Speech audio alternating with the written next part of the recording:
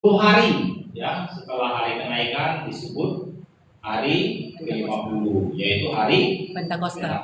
Ya, itulah yang kita peringati hari ini ya.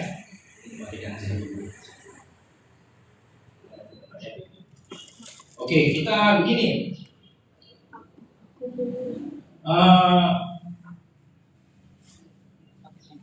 Saya rasa sebagai orang Kristen ya, sebagai orang Kristen, saya rasa kita tahulah hari Pentakosta, ya, tahu. Ya, sebagai orang Kristen memang yang paling dikenal itu hari Natal, ya. Yang paling dikenal itu hari Natal. Tapi di samping hari Natal, orang Kristen juga punya hari-hari perayaan lain, bukan hanya hari Natal, ya. Ada namanya memperingati hari kematian.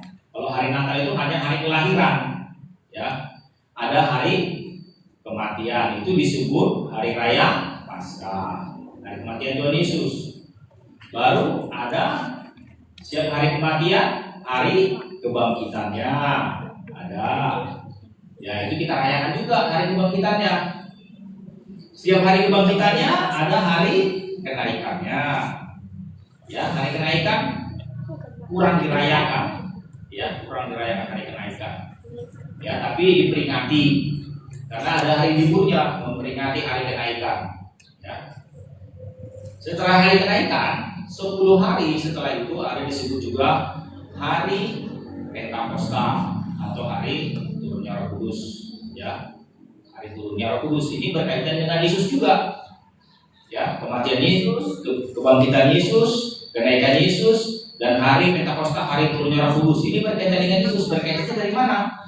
Karena Roh Kudus dijanjikan Yesus. Nah, kan berkaitan dengan Yesus kan? Ya, dijanjikan Yesus.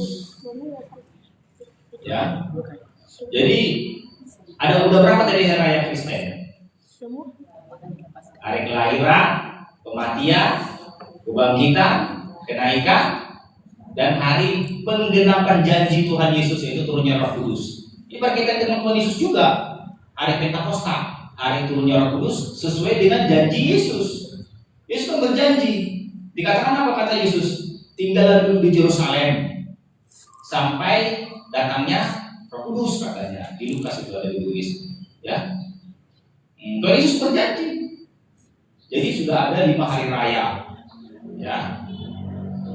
Yang kita tunggu tinggal satu lagi, hari raya kedatangannya, ya. Nanti kedatangannya itu rapture, pengangkatan namanya, ya. Bagi siapa yang sudah memahami pengajaran rapture, ya bersyukurlah. Bagi siapa yang belum, dipelajari, masih ada waktu, ya. Jadi begini, supaya kita paham, ya, ini, oke. Supaya kita paham, sebenarnya hari raya ini semua punya latar belakang. Hari raya kematian Yesus ada latar belakangnya. Hari raya kebangkitannya, hari raya kenaikan, itu semua ada latar belakangnya. Kenapa ada latar belakangnya? Karena kita ini berakar, ya. Karena kekristenan itu berakar dari Yahudi. Ya, jangan salah paham, jangan menganggap kekristenan itu muncul sendiri, ya. Yesus sendiri yang membuat, bukan. Ya, kekristenan itu berakar dari Yahudi, bersumber. Makanya kata Tuhan Yesus apa? Aku datang bukan untuk meniadakan, tapi menggenapi. Artinya apa? Itulah berakar, berasal dari Yahudi. Ya, jadi semua yang kita rayakan itu sudah dirayakan orang Yahudi. Tadi WL sebut tadi ada Yobel, itu hari raya Yahudi. Ya, jadi kekristenan itu harus paham kita berakar dan berasal dari Yahudi. Ya, beda dengan Islam itu bukan dari Yahudi itu. Beda. Kita dari Yahudi. Sehingga Tuhan orang Yahudi sama Tuhan kita sama. Orang Yahudi panggil Tuhannya Yahweh, kita juga sama. Cuma kita manggilnya lebih dekat. Yahweh itu kita panggil Bapa. Ya, itu bedanya. Kita lebih dekat. Ya. Karena Tuhan Yesus mengajarkan Bapa kami yang di sorga, ya kan itu. Jadi kita lebih dekat. Oke? Kalau orang Yahudi menyebut namanya itu nggak berani, mereka takut ya. Jadi dari sini kita paham bahwa sebenarnya hari raya yang dirayakan orang Kristen, termasuk hari ini Pentakosta ini, kita pelajari bahwa itu semua berasal dan berakar dari perayaan agama Yahudi. Ya, perayaan agama Yahudi. Dasarnya di mana? Dasarnya kita buka di Imamat 23 ya. Imamat 23 supaya kita mengerti bahwa Pentakosta itu sebenarnya hari raya orang Yahudi. Ya. Dasarnya di Imamat 23 di ayat 15 mulai. Ayo. Imamat 23 ada dasarnya. Jadi kita merayakan itu enggak apa, tahu kita dasarnya dari mana gitu kan. Jadi kan lebih enak. Ya kan? Imamat 23 itu judulnya hari raya. Di situ ada 7 hari raya Yahudi. Ya, tapi kita fokus yang kita pelajari hari raya Pentakosta aja dulu ya. Ya, itu kita pelajari. Nanti kita apa kaitannya, apa hubungannya dengan Pentakosta di Kisah Para Rasul 2 nanti kita lihat supaya kita mengerti apa yang kita rayakan ini sebenarnya. Ya. Kalau contohnya orang merayakan Natal, ya. Kalau orang nggak tahu merayakan Natal apa dasarnya kan kita nggak tahu. Mereka hanya tukar-tukaran kado, ya, beli baju baru, nggak tahu nanti dasarnya apa. Dasarnya juru selamat lahir, itu dasarnya.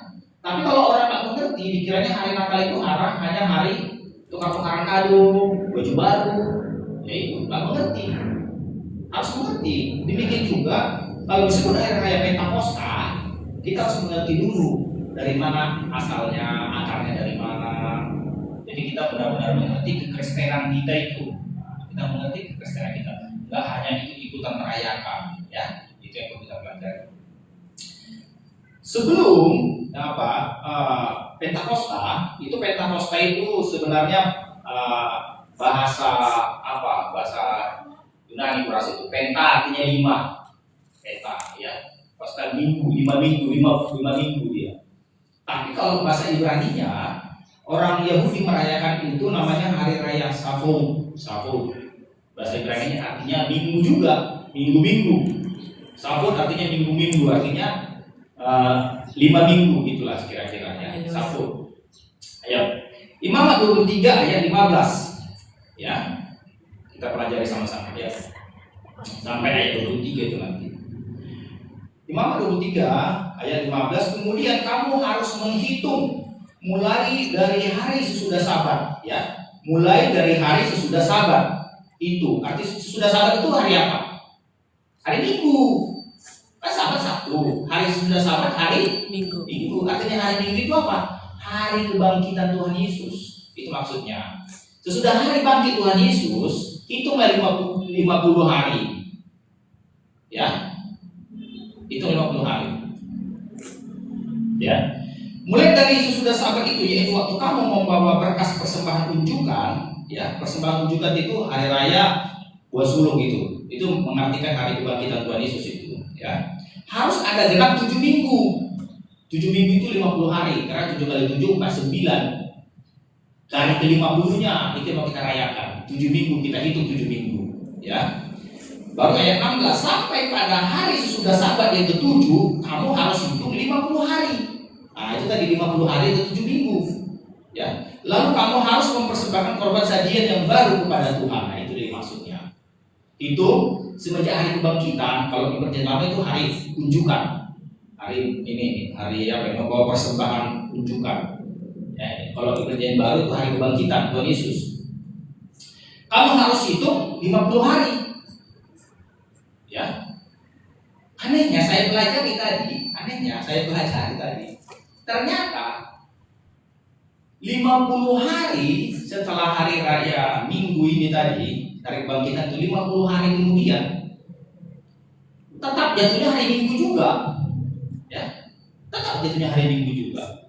Jadi kalau hari Minggu Yesus bangkit, 50 harinya tetap juga hari Minggu. Haleluya. Iya, setiap tahun itu. Setiap tahun. Ya. Harinya nggak pernah berubah. Yaitu di hari Minggu. Tetap di hari Minggu. Karena kalau dihitung 50.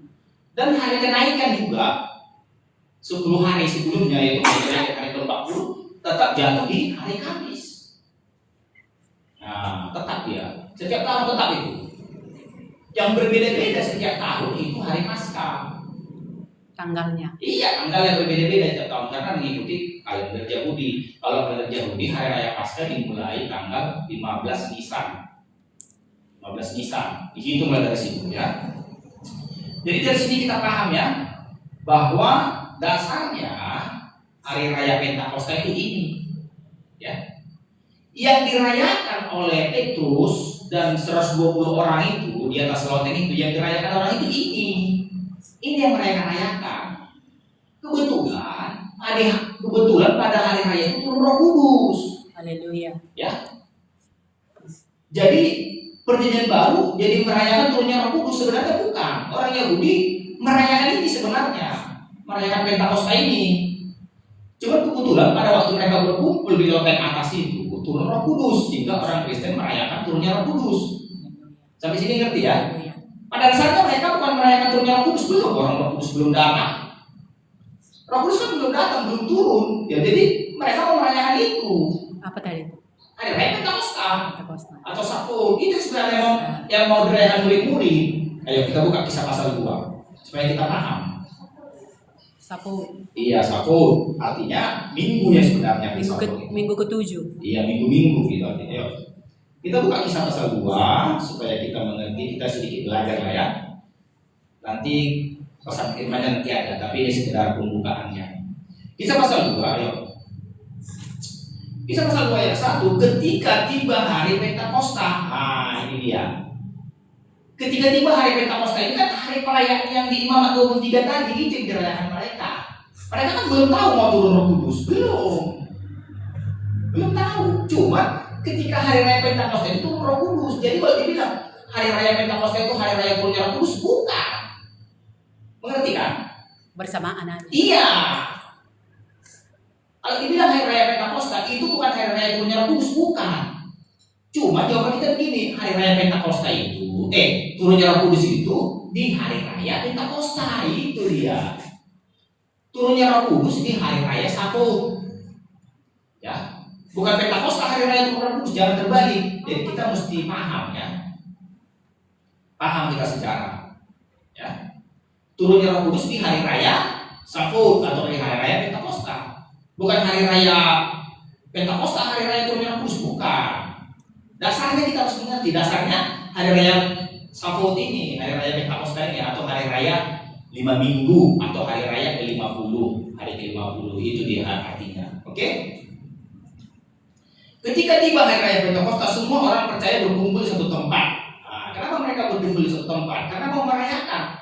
Karena menurut kebiasaan Yahudi, hari raya Sabtu itu mereka memang berkumpul, mereka di situ makan-makan nanti bisa di Google. Apa kebiasaan orang Yahudi atau hari raya Sabtu Pentakosta? Mereka makan-makan. Jadi sebenarnya hari raya Sabtu ini hari raya apa sebenarnya? Jadi ada dua hari raya Sabtu atau hari raya Pentakosta ini. Apa yang dirayakan? Pertama, itu hari raya panen gandum. Amin. Ya, itu hari raya panen gandum. Itu pertama, itu hari raya panen gandum. Coba kita buka lagi Imamat 23, nanti dijelaskan di situ bahwa itu hari raya panen gandum. Ayo kita buka Imamat 23 tadi. Kita baca selanjutnya sampai ayat 25 itu. Sampai ayat Imamat 23 saya baca kembali di ayat 17. Ayo. Imamat 23 ayat 17. Dapat ya, saya baca, perhatikan. Ini sebenarnya hari raya panen gandum. Ya. Ayat 17, dari tempat kediamanmu kamu harus membawa 2 buah roti unjukan yang harus dibuat dari 2/10 epat tepung yang terbaik dan yang dibakar sudah dicampur dengan ragi sebagai hulu hasil bagi Tuhan. Tahu arti hulu hasil? Hasil pertama. Iya, itu berarti Panen. Ya orang Batak di kampung ada itu. Iya, itu namanya panen.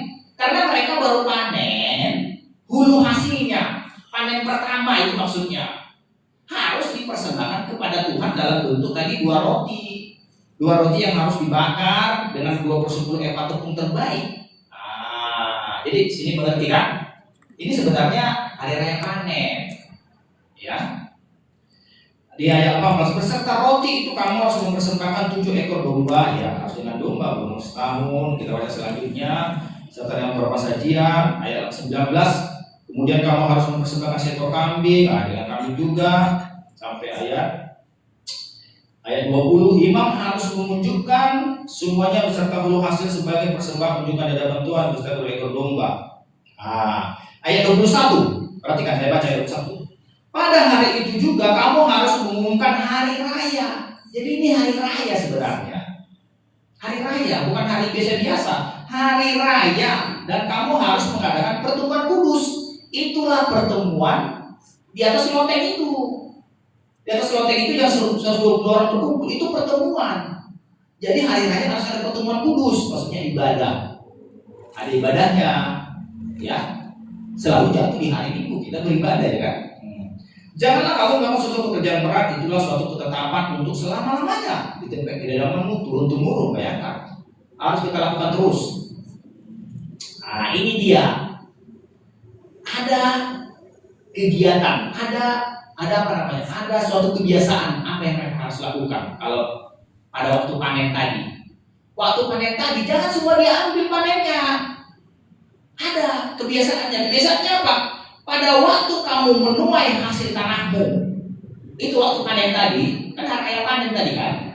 Pada waktu kamu menuai hasil tanahmu, janganlah kamu sabit ladangmu habis-habis sampai ke tepinya, dan janganlah kau pungut apa yang ketinggalan dari penuaianmu. Semuanya itu harus kau tinggalkan bagi orang miskin dan bagi orang asing.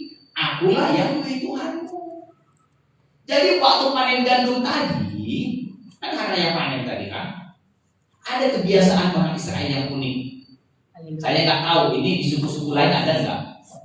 Entah di suku Batak, Jawa, saya nggak tahu. Tapi di suku-suku Yahudi, orang Israel ada kebiasaan demikian waktu panen. Ini dia. Apa kebiasaannya? Jangan kau sabit ladangmu habis sampai ke tepinya. Jadi tinggalkan sedikit tepinya. Disisakan. Sisakan sedikit. Untuk apa?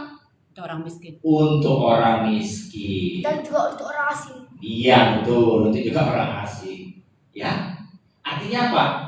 Ini Tuhan mengajar orang Israel. Ini kan perintah Tuhan. Amen. Artinya apa? Tuhan mengajar orang Israel kita harus berbelas kasihan, berbagi kepada orang-orang miskin dan orang-orang asing. Itulah yang dirayakan di hari raya Sabu. Itulah yang dirayakan di hari raya Pentakosta. Ya, kita semua tidak dasarnya, inilah akarnya, akar hari raya itu. Karena kita berasal dari Yahudi. Agama lain tidak ngerti ini, mana tahu di orang bukan ini kitabnya. Kita ini kitab sama, kita sama kita orang Yahudi. Jadi apalah relevansinya ke zaman sekarang? Ya, relevansinya ke zaman sekarang kita sebagai anak-anak Tuhan. Kalau merayakan Sabu, merayakan Pentakosta, ya berbagilah sama orang-orang miskin. Tinggalkan tepi ladangmu. Itu maksudnya ya. Kalau kau terima gaji 10 juta sebulan, ya tepi-tepinya, ya berapa tepi-tepi 10 juta ya, tepi-tepi ladangmu itu kan kita jangan potong semua. Artinya gajimu tadi jangan habiskan semua. Tepi-tepi ladangmu, tepi-tepi gajimu sikit-sikit kasih orang-orang miskin. Ya, kalau orang punya ladang, katakanlah 1 hektar lah atau 2 hektar. Ya, 1 hektar itu berapa bundi dihasilkan? Ada berapa kilo? Katakanlah 1 hektar ya. Katakanlah 10 berapa? 100 kilo lah katakan. Kalau ditinggalkanlah tepi-tepi ladangnya, itu kalau dikumpulkan itu tepi-tepi apanya itu lagi gandumnya itu bisa juga orang yang mengumpulkan itu dapat mungkin sekitar 5 kilo. Ya, bahasa Bataknya ada itu kan? Apa bahasa Bataknya itu? Mengelilis. Kalau orang Batak ada mengelilis lain lagi. Jadi orang yang mengumpulkan tepi-tepinya itu bisa juga dapat 5 kilo, bisa dapat 10 kilo. Kalau lebar badannya hasilnya 100 kilo. Contoh, ya.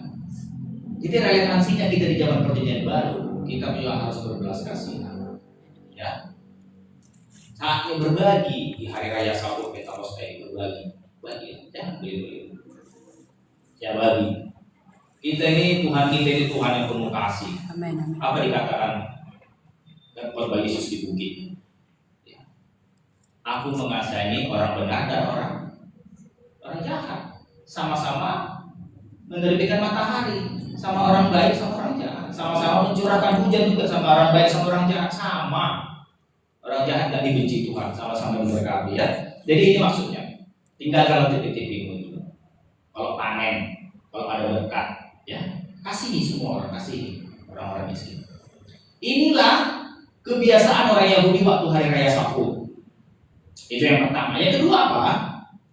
Orang Yahudi waktu hari raya Sabat, hari raya Pentakosta, mereka punya kebiasaan juga dalam pertemuan kudus mereka, dalam ibadah mereka. Apa kebiasaannya? Kebiasaannya mereka membacakan kitab Rut. Membacakan kitab Rut. Kenapa kitab Rut yang dipilih? Karena kitab Rut itu kejadiannya pada waktu panen. Ya. Sama. Di ladang Boas. Iya benar. Jadi dalam kebiasaan Yahudi, waktu pertemuan mereka selalu membacakan kitab Rut. Karena kitab Rut bercerita pada waktu panen. Nah ini dia. Kalau kita pelajari kitab Rut, apa yang kita ambil dari dalam? Ya, kitab Rut.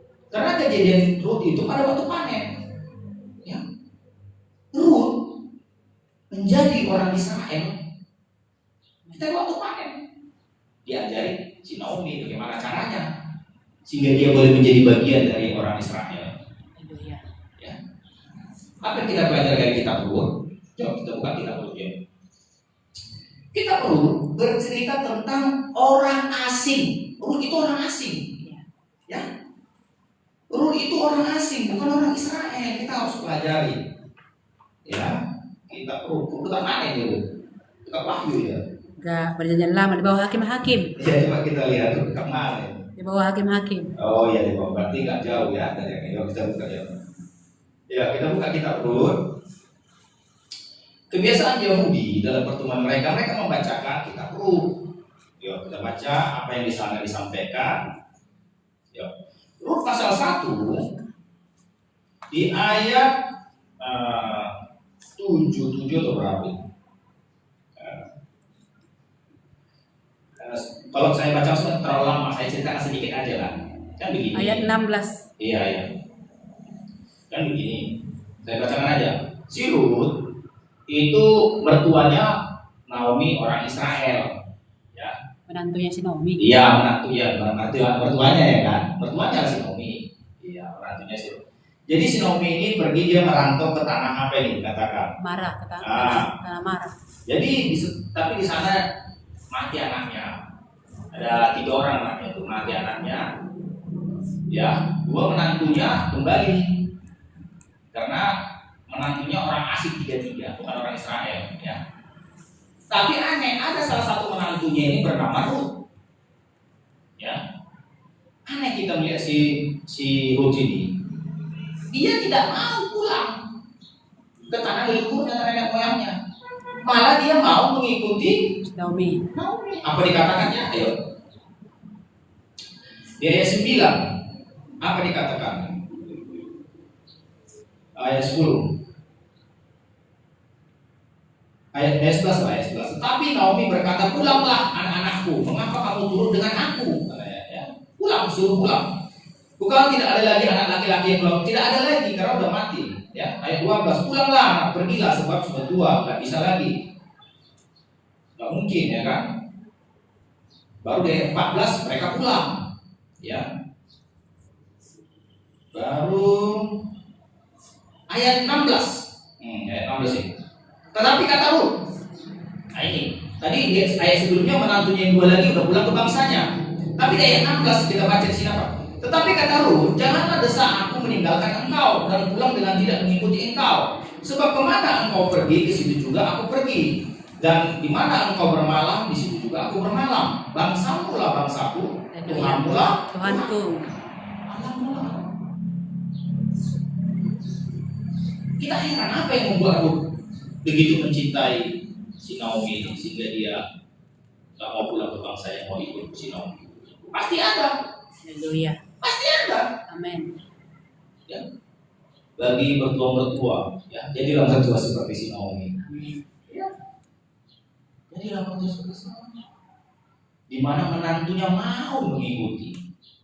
Kalau sekarang ya jarang ada ya menantu mengikuti mertua, mau berantem iya. Tidak mertua, tidak menantu. Iya, terbalik.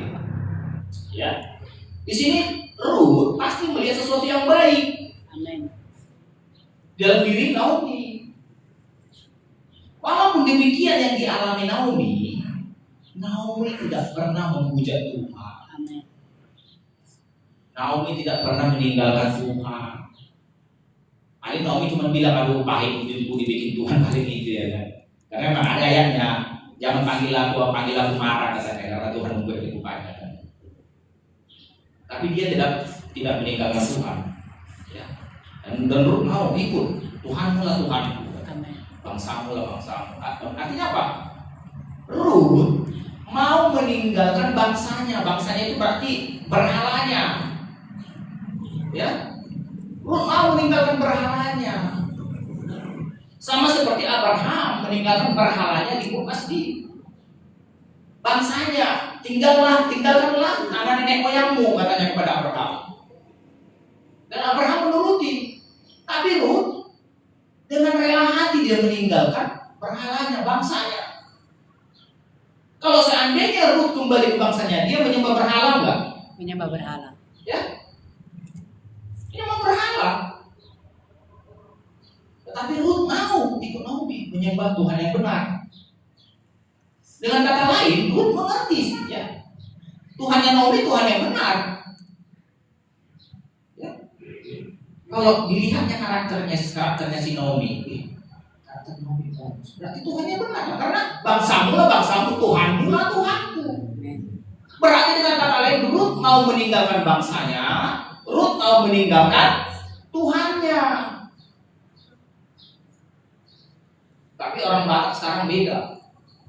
Datang kepada Tuhan Yesus tidak ditinggalkan Tuhannya, tetap dibawa Tuhannya. Jadi dua Tuhan orang Batak. Ya, dua Tuhan. Tapi kalau saya katakan ini Tuhan orang Batak apa ya, terlalu keras. Dua Tuhan orang Batak ya. Tinggalkan bangsamu, tinggalkan Tuhan. Itulah Ruth. Tuhanmu lah Tuhanmu, bangsamu lah bangsa Israel. Amen. Meninggalkan jati dirinya. Jadi kalau kita sudah menjadi bangsa Israel, jangan lagi bawa bangsa kebiasaan suku-sukumu. Jangan lagi bawa kebiasaan suku-sukumu. Itu apa itu? Jadi bangsa Israel dibawa lagi kebiasaan suku-sukunya ke kuburan. Itu kebiasaan suku-suku itu. Dibawa kebiasaan suku-sukunya apa? Mengunjungi orang mati. Nah, itu nggak ada kebiasaan orang Israel itu. Tidak ada kebiasaan orang Israel itu ke kuburan, nggak ada. Orang Kristen ini asal pasca kemana? Ke kuburan. Itu kebiasaan siapa itu? Tidak ada kebiasaan orang Israel itu. Jangan salah dia ya. Nggak ada kebiasaan orang Israel pasca ke kuburan. Nggak ada. Pelajari, nggak ada kuburan. Nggak ada orang mati dikorek kuburannya, apakan lagi tulang-tulangnya itu. Dia apakan itu namanya itu? Dibersih-bersihkan tulang-tulangnya, baru disusun lagi tulang-tulang mayat itu. Itu kebiasaan bangsa-bangsa yang tak kenal Tuhan itu. Kalau kita masih mengerjakan begitu, tapi mengaku Tuhan Israel, itu dari mana ini? Itu nggak ada. Kata Ruth, bangsamu lah bangsaku. Artinya apa? Ruth meninggalkan kebiasaan suku-sukunya. Jangan bawa kebiasaan suku-sukumu ke orang Israel, nggak laku. Nggak ada di Israel itu. Ya, jangan bilang-bilang itu kebiasaan suku Israel, nggak ada itu kebiasaan suku Israel. Tinggalkanlah bangsa sama seperti Ruth. Tinggalkan. Tapi orang Batak masih banyak itu. Kebiasaan suku-sukunya dibawa. Cakap di kuburan. Ya jangan, nggak ada itu, nggak ada tak ada itu di sejarahnya orang Israel begitu. Bahkan orang Taurat mengatakan apa? Jangan memanggil arwah-arwah katanya. Arwah-arwah orang mati. Jangan, itu kekejian bagi Tuhan. Jangan. Ya, jangan. Kristenan itu benar-benar sesuai firman Tuhan. Ya, jangan ikuti kebiasaan suku-suku, nggak ada. Ruth meninggalkan bangsanya. Dia mau meninggalkan jati dirinya. Lebih bangga Ruth disebut bangsa Israel. Ruth bangsa apa sebelumnya? Bangsa Moab, bangsa apa? Ya. Lebih bangga dia. Ya. Tapi orang-orang di Batak ini terbalik, lebih bangga disebut orang Batak ini. Bangsamu lah bangsa, Tuhanmu lah Tuhan. Berbangga kita punya Tuhan Israel. Ya, ada orang Batak, ya masih famili juga sama saya. Apa dia bilang? Dibilang begini, orang Batak punya Tuhan sendiri, katanya. Apa yang menyembah Tuhan Israel, katanya? Tuhan orang Batak ada kok. Katanya. Ya betul, memang ada Tuhan orang Batak. Tuhan bangsa-bangsa ada. Di ulangan itu, ulangan 23 itu ya. Tuhan bangsa-bangsa adalah Berhala. Tapi Tuhan Israel lah yang benar. Amen. Benar memang. Tuhan orang India ada, Tuhan orang Cina ada, Tuhan orang Afrika ada. Semua suku-suku bangsa itu punya Tuhan masing-masing.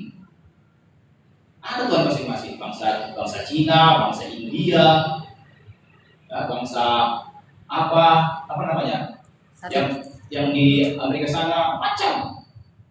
Punya Tuhan masing-masing. 1 Tawarik 16 ayat 26. Nah, bacakan ya, 1 Tawarik 16 26. 1 Tawarik 16 ayat 26. Iya. Sebab segala Tuhan bangsa-bangsa adalah berhala, Iya. tetapi Yahweh lah yang menjadikan langit. Amin. Ya. Ya, ini digenapi dalam dirinya si Ruth. Dia juga dari bangsa Israel, dia dari bangsa Moab. Dan setelah sampai di daerah Moab sana lah, ya, dia dari bangsa Moab. Keduanya mengambil perempuan Moab. Ayat Rut pasal 1 ayat 4, coba baca. Rut pasal 1 ayat 4.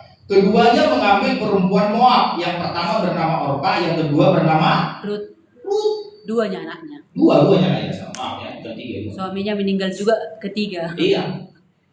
Ya. Bangsa Moab, musuh Israel ini dari dulu, Amon dan Moab. Karena Amon dan Moab ini tahu siapa?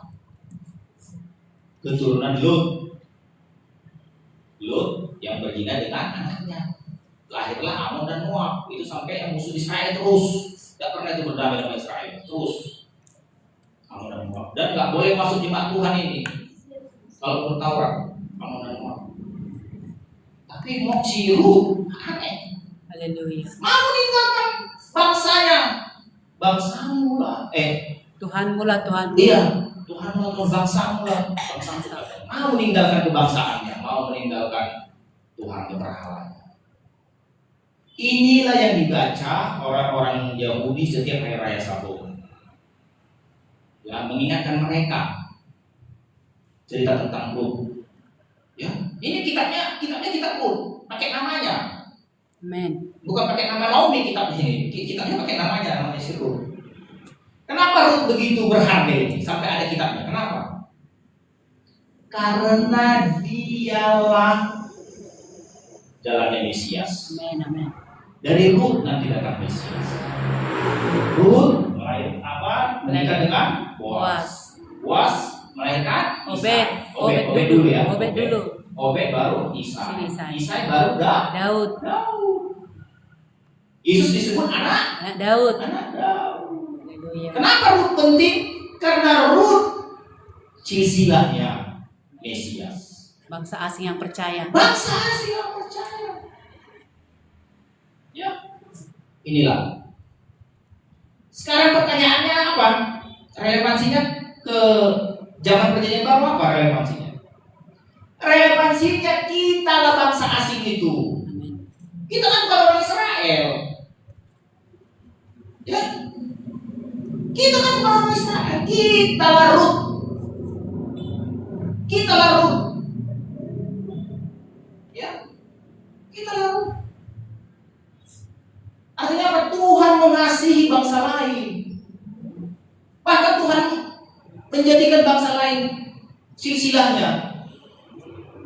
Ya, Tuhan menjadikan bangsa lain juga jalan silsilahnya. Ya, Tuhan mengasihi bangsa lain. Inilah yang diperingati di hari raya Shavuot, hari raya Pentakosta, bahwa Tuhan mengasihi bangsa lain. Tuhan mengasihi bangsa lain. Tuhan mau bangsa lain datang. Bangsamu lah bangsaku, Tuhan lah. Kita harus berani bilang itu. Berani bilang? Amin. Berani bilang begitu? Haleluya.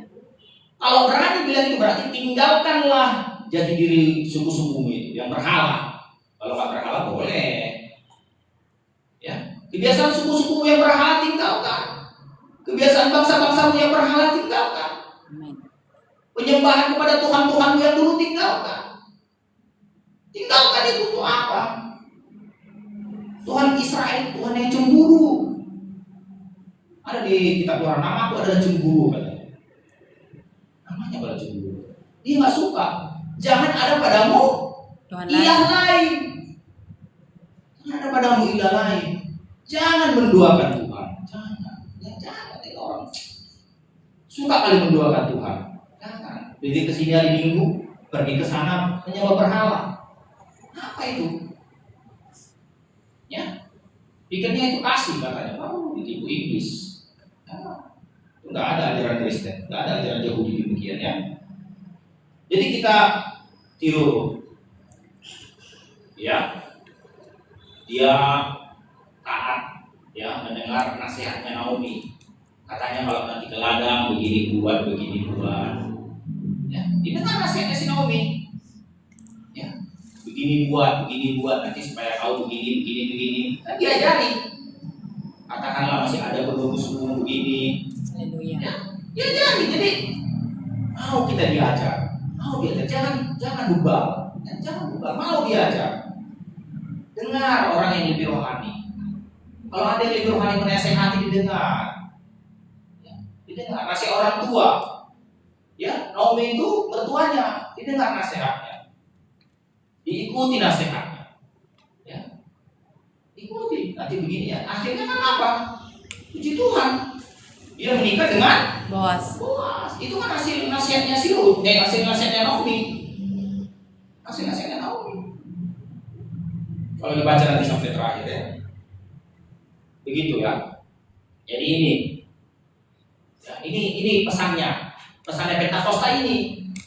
Jadi orang pelajari dulu akarnya. Jangan hanya dirayakan nggak mengerti akarnya. Akarnya ini. Pada waktu panen kejadiannya. Hari raya panen. Iya, bertemu dengan Boas. Di situ apa yang dikerjakan Ruth? Dia mengambil yang tadi itu sisa-sisa tadi. Menglinis. Iya, mengambil sisa-sisa tadi. Karena dia orang asing. Karena sisa-sisa pinggir tadi untuk orang asing. Dan orang miskin. Dan orang-orang miskin. Naomi baru pulang dari perantauan, dia miskin, belum punya apa-apa. Ya itulah kerjanya. Kalau enggak dibuat Tuhan peraturan demikian di Israel, makan enggak si Naomi sama si Ruth? Tidak. Enggak makan. Tapi karena Tuhan penuh kasih, Tuhan penuh belas kasihan kepada orang-orang miskin, orang-orang asing. Tuhan buatlah peraturan demikian di Israel. Haleluya. Peraturan itu ada sekarang di gereja. Amin. Ada di sini. Menunjukkan apa? Menunjukkan kita mengasihi orang-orang miskin. Jangan sampai dibilang orang Kristen nggak mengasihi orang miskin. Tidak, kita lebih mengasihi orang miskin. Haleluya. Jangan bilang apa itu, ya? Apa saat yang di TV, dari TV. Mereka mengasihi orang miskin dari TV, ya. Orang Kristen lebih dulu. Ya lebih dulu. Belum lahir udah ada ini. Si Ruth ini. Amin. Ya. Kitab Taurat itu sudah ada. Kitab Taurat sudah ada. Kita harus lebih mengasihi, tunjukkan kasihmu lebih kepada orang-orang miskin, kepada orang-orang yang asing, orang-orang perantau ini, seperti itu. Mereka bisa makan karena tadi ditinggalkan tepi-tepi ladang itu. Ya, tinggalkan tepi-tepi ladang, mereka bisa makan, mereka ambil. Puji Tuhan, ada rencana yang indah buat si Ruth. Dia menikah dengan Boas, ya. Tuhan angkat dari orang asing diangkat menjadi istri Jadi nyonya. Tuan Takur. Tuan Takur lah namanya ini. Yang punya ladang luas. Banyak pembantunya. Banyak pembantunya. Bayangkan, dari orang asing yang miskin, tidak punya siapa-siapa, ya, tapi karena berkata, bangsamu lah bangsaku, Tuhanmu lah Tuhanku, ada di dapatnya. Dia menjadi nyonya besar. Istrinya Tuan Takur. Tuan Takur itu yang banyak anaknya. Ya, Rut pasal 4, Rut menjadi istri Boas. Ya.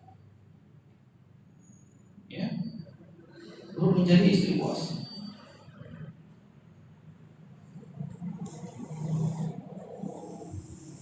Di ayat 10. Ya, Rut pasal 4 ayat 10. Juga Rut perempuan Moab itu istri Mahlon yang meninggal itu. Aku peroleh menjadi istriku untuk menegakkan nama orang itu yang telah mati di atas milik pusakanya. Demikianlah nama orang itu tidak akan lenyap dari antara saudara-saudara dan dari antara warga kota. Kamulah pada hari ini menjadi saksi. Ya, menjadi saksi. Sah. Ya, menjadi saksi. Ya. Diberkati. Ayat 13. Lalu Boas mengambil Rut dan perempuan itu menjadi istrinya. Bahkan dikaruniai lagi anak. Ya kan? Maka dari atas karunia Tuhan perempuan itu mengandung lalu melahirkan seorang anak laki-laki. Apa? Oh, dipuji-puji si Naomi juga. Sebab itu perempuan berkata pada Naomi, terpujilah Yahweh yang telah rela menolong engkau pada hari ini dengan seorang penebus. Ya, penebus kita siapa? Yesus. Boas itu lambangnya Yesus. Boas ya, penebus. Termasuklah kiranya nama anak itu di Israel. Ya, benar, termasuk Obed, Isai ya. Dan dia yang akan menjagakan jiwamu, memelihara engkau pada waktu rambutmu telah putih. Waduh. Naomi. Ayat 17 si Obed. Iya. Enggak, saya masih berbicara Naomi. Apa dikatakan? Dan dialah yang akan menyegarkan jiwamu dan memelihara engkau pada waktu rambutmu telah putih. Kalau kau mertua, rambutmu sudah putih. Mertua apa? Menantumu merawat engkau, diberkatilah engkau, terpujilah Tuhan. Itu kata orang Israel. Terpujilah Tuhan. Ya, terpujilah Tuhan. Mereka memuji Naomi. Ya. Jadi kita mau tua mertua. Ya. Kalau udah putih rambutmu, menantumu menyayangi engkau, terpujilah Tuhan. Terpujilah Tuhan kalau menantumu menyayangi engkau pada waktu rambutmu putih. Itu karunia Tuhan. Rindukan itu, rindukan. Sekarang apa terjadi? Banyak mertua-mertua menantunya gak peduli, bahkan menginginkan cepat mati supaya dapat warisan. Terbalik. Cepatlah mati mertua aku. Itu sekarang kan. Kalau si Naomi terbalik. Si Naomi justru menantunya lah yang menyegarkan jiwanya, segar jiwanya pada waktu tua. Apa dikatakan di sini? Terpujilah Tuhan yang telah menolong engkau pada hari engkau dengan seorang penebus, dan Dia yang akan menyegarkan jiwamu, segar jiwanya. Oh, bayangkan orang yang segar jiwanya. Ya, itulah kalau orang tetap takut Tuhan. Segar jiwamu dan memelihara engkau pada waktu rambutmu telah putih. Sebab menuntut engkau mengasihi, engkau telah melahirkan perempuan yang lebih berharga daripada 7 laki-laki. Lebih berharga dari 7 laki-laki. Menantunya itu. Menantunya si Naomi, si Rut itu. Lebih berharga dari 7 anak laki-laki katanya. Bayangkan. Inilah bagian orang-orang yang takut Tuhan. Mau menerima begini? Menantumu sayang samamu waktu rambutmu telah putih, jiwamu segar. Lebih berharga dari 7 anak laki-laki kata firman Tuhan. Terpujilah Yahweh. Dan Naomi mengambil anak itu serta mengambil pada perempuan yang bilang mengasuh dan tetangga-tangganya perempuan memberi nama pada anak itu. Pada Naomi telah lahir seorang anak laki-laki. Lalu menyebut namanya Obed. Dialah ayah Isai, ayah Daud. Amin.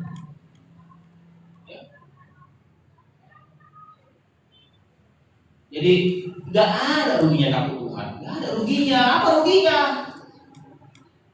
Kalau kita alami salib, alami penderitaan, itu biasa. Roma bilang, Paulus bilang di Roma, penderitaan yang kau alami ini tidak sebanding, nggak bisa dibandingkan dengan kemuliaan kelak yang akan kita terima. Bahkan di bumi pun diberkati. Kenapa? Kita lihat di bumi pun diberkati. Ya, inilah yang dibacakan hadiah raya Sabut pada orang Yahudi. Ya. Tetapi di perjanjian baru, waktu kita cepat habis ya. Tetapi di perjanjian baru, itu perjanjian lama. Kita bercerita perjanjian lama ini masih cerita perjanjian kebiasaan orang Yahudi. Kita belum ke perjanjian baru. Ya, di perjanjian baru yang terjadi Roh Kudus tuh turun. Nah, ada peristiwa baru di hari yang sama. Di hari yang sama ada peristiwa baru, yaitu turunnya Roh Kudus. Pertanyaan saya begini, perhatikan baik. Kenapa Tuhan memilih hari raya Sabut sebagai hari turunnya Roh Kudus? Itu nggak kebetulan. Nggak kebetulan itu. Tuhan nggak sembarangan. Oh, aku begini ya. Itu ada semua artinya di belakang. Amin. Ada. Kenapa Tuhan memilih hari raya Sabut, hari raya Pentakosta sebagai hari raya turunnya Roh Kudus? Kenapa Tuhan pilih hari itu? Kenapa nggak Tuhan pilih hari lain? Karena dia punya tujuan. Iya, ada. Hari panen juga. Gak ada dasarnya. Karena begini, kita buka di Keluaran pasal 19. Ya. Keluaran pasal 19. Ada dasarnya dari sini dia. Ya. Ada dasarnya, tapi ini pun dasarnya dari orang Yahudi juga. Keluaran pasal 19. Ayo, dapat? Ayat 1. Udah? Keluaran pasal 19 ayat 1. Kenapa Tuhan memilih hari turunnya Roh Kudus di hari raya Sabut? Karena dasarnya ini. Pada bulan ketiga, setelah orang Israel keluar dari Mesir, mereka tiba di padang gurun Sinai pada hari itu juga. Sampai sini mengerti? Mengerti.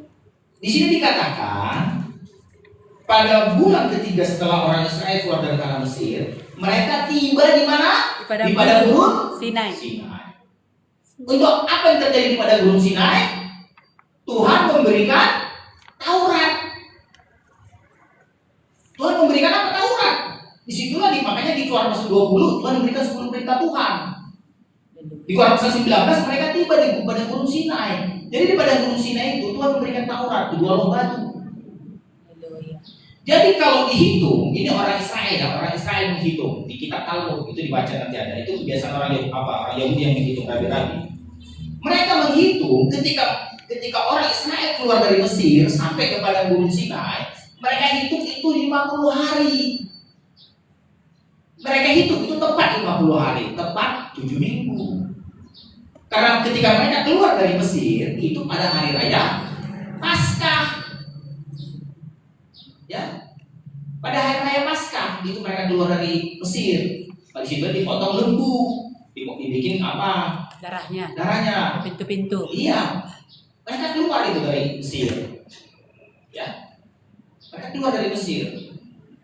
Bermakianlah suruh Israel Mesir. Datang Firaun diusir. Udah mati semua anakku. Takutlah Firaun, diusirlah. Pada saat itulah mereka diusir pada hari raya Paskah. Jadi mereka hitung dari hari raya Paskah sampai berjalan kaki mereka sampai kepada Gurun Sinai itu 50 hari. Jadi perayaan Sabut atau perayaan Pentakosta juga berbicara perayaan hari turunnya Taurat. Perayaan hari turunnya Taurat di Gunung Sinai. Di Gunung Sinai. Jadi kalau perjanjian lama hari Sabut Pentakosta perayaan hari raya turunnya Taurat. Di perjanjian baru hari perayaan turunnya Roh Kudus. Makanya firman dan roh itu seimbang. Itulah kedua saya burung Masa. Raja Wali. Masa. Ya. Jadi kalau di perjanjian lama turun Taurat di Gunung Sinai, di perjanjian baru turun Roh Kudus. Ya. Itu jadi tak kebetulan Tuhan memilih satu, Tuhan memilih hari ke-50. Ada dasarnya supaya seimbang dengan perjanjian lama. Ya. Bahkan ada peristiwa yang menarik. Apa peristiwa yang menarik? Ketika turunnya Taurat, saya nggak sedikit tadi ayatnya, nanti bisa dicari. Ada 3.000 orang mati. Ya, ada 3.000 orang mati ketika turunnya Taurat. Karena menyembah lembu yang dibuat siapa? Ada 3.000. Tetapi sebaliknya, ketika turun Roh Kudus, ada 3.000 yang selamat karena khotbah Petrus. Ini kan gak kebetulan, kok bisa sama jumlahnya? Haleluya. Ya, kok bisa sama jumlahnya? Taurat turun 3.000 mati. Tapi Roh Kudus turun 3.000 selamat. Haleluya. Ngerti? Amin, amin. Ya. 3.000 selamat karena khotbah Petrus. Itu artinya apa? Nanti panjang nanti, tapi saya mikir apanya aja, kesimpulannya aja. Itulah yang dikatakan si Paulus di 2 Korintus. Hukum mematikan. Hukum mematikan, tetapi roh Menghidupkan. Firman yang kukatakan kepadamu adalah roh dan hidup. Amin, amin. Perkataan Yesus roh dan hidup. Ya. Ya, waktunya udah makin panjang, tapi minggu depan kita lanjutkan bagaimana roh menghidupkan kita. Itulah yang perlu kita pelajari di perjanjian baru. Roh menghidupkan, hukum mematikan. Jadi tanpa Roh Kudus kita mati. Mati tanpa Roh Kudus. Tidak mampu. Hukum mematikan, tapi roh menghidupkan. Makanya saya katakan, mulai sekarang isi budi-budi. Kalau nggak mati nanti, mati lampu, mati kita. Isi budi-budimu. Apalagi sekarang Tuhan mau datang. Isi budi-budimu, jangan malas berdoa. Isi budi-budimu ya. Sampai sini firman Tuhan, nanti kita lanjutkan lagi dulu. Mari kita berdoa. Bapa di surga, kami bersyukur firman-Mu yang singkat ini Tuhan. Kami percaya Tuhan, tanpa Roh Kudus kami tidak dapat berbuat apa-apa. Tolong kami Roh Kudus, tolong kami Yesus. Pujilah Tuhan Yesus, sama-sama kita katakan, amin.